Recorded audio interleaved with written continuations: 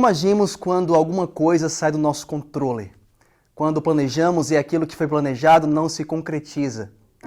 Qual é a nossa reação diante de uma aparente injustiça? Quando talvez oramos, suplicamos a Deus e as respostas que esperamos não vêm? Há um texto bíblico que nos ajuda a entender que por detrás das aparentes esperas ou por detrás dos nãos de Deus existem bênçãos ilimitadas.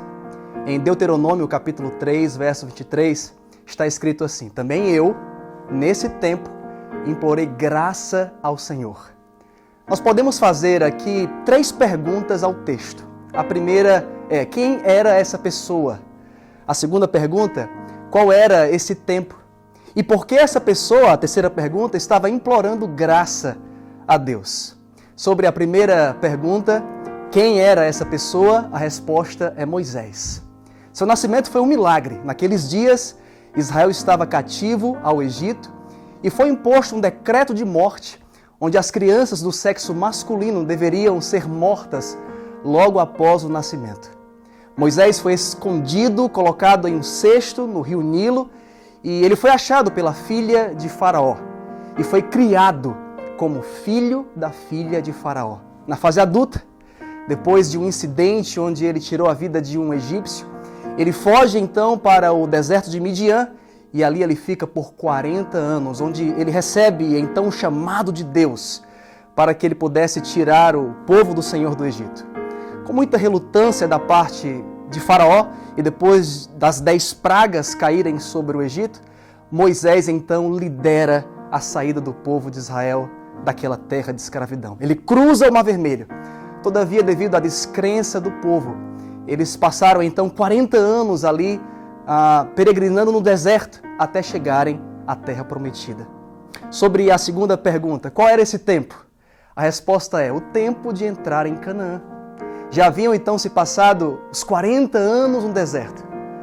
E por fim, a terceira pergunta, por que Moisés estava implorando graça para que Deus então permitisse ele entrar em Canaã?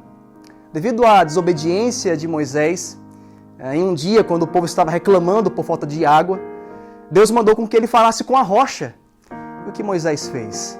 Ele se encheu de orgulho, de ira, de raiva, e ele feriu a rocha 2 vezes com o seu cajado. E por causa disso, Deus disse para ele que ele não iria entrar em Canaã. Então qual foi a reação de Moisés? Ele orou para que talvez Deus mudasse de ideia.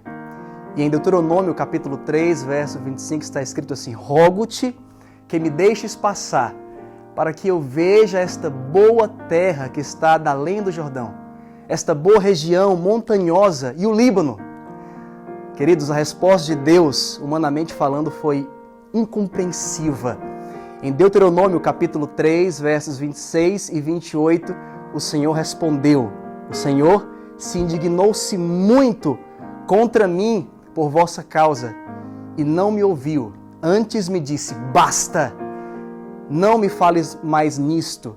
Sobe ao cimo de Pisga, levanta os olhos para o ocidente, e olha para o norte, para o sul e para o oriente, e contempla com os teus próprios olhos, porque você não passarás esse Jordão.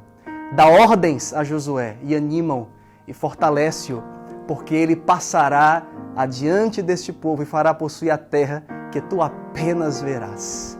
Deus disse: não. Moisés, você não vai entrar. Vou te deixar apenas ver, de longe. Pare de orar sobre isso. Moisés fez então o que Deus pediu. Ele anima Josué, transfere a liderança para Josué, e depois disso ele começa então a sua subida ao Monte Pisga, para ver a terra de longe e ali naquele monte morrer sozinho.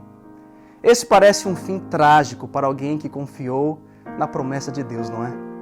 Todavia, Deuteronômio capítulo 34, os versos 4 e 5 estão escritos assim: assim morreu ali Moisés, servo do Senhor na terra de Moabe, segundo a palavra do Senhor. Este o sepultou num vale na terra de Moabe, defronte de Bet-peor, e ninguém sabe até hoje o lugar da sua sepultura. Por que não sabemos o lugar da sepultura de Moisés? A resposta é simples: porque Moisés está vivo. O Novo Testamento, especialmente lá na carta de Judas, no verso 9 está escrito que Miguel, após a morte de Moisés, desceu do céu e o ressuscitou. Também no Evangelho de Mateus, capítulo 17, é relatado que Moisés e Elias desceram do céu para trazer ânimo a Jesus, pois o mesmo estava prestes a se dirigir para a cruz. Queridos, Moisés sonhava com Canaã e Deus o levou para Canaã celestial. Deus deu a ele mais do que ele imaginava, mais do que ele sonhava. Por isso eu quero falar para você, vale a pena confiar em Deus. Mesmo que você ande pelo vale da sombra da morte, a promessa do Senhor é: eu estarei contigo. Vale a pena esperar nele, pois Deus sempre nos surpreenderá. Eu quero convidar você para orarmos neste momento. Vamos falar com Deus. Senhor, obrigado porque a Tua palavra nos traz grandes exemplos de quanto é precioso, quanto é valiosa a confiança e a dependência em Ti. Ajuda-nos a aceitarmos, talvez, humanamente falando, a demora, a espera. Ajuda-nos a entendermos os nãos que talvez temos ouvido do Senhor, com a certeza de que o Senhor irá nos surpreender, com a certeza de que o Senhor tem algo maior, mais glorioso para cada um de nós. Fica conosco, nos abençoe hoje e sempre, pois oramos em nome de Jesus, que vive e reina por todo sempre.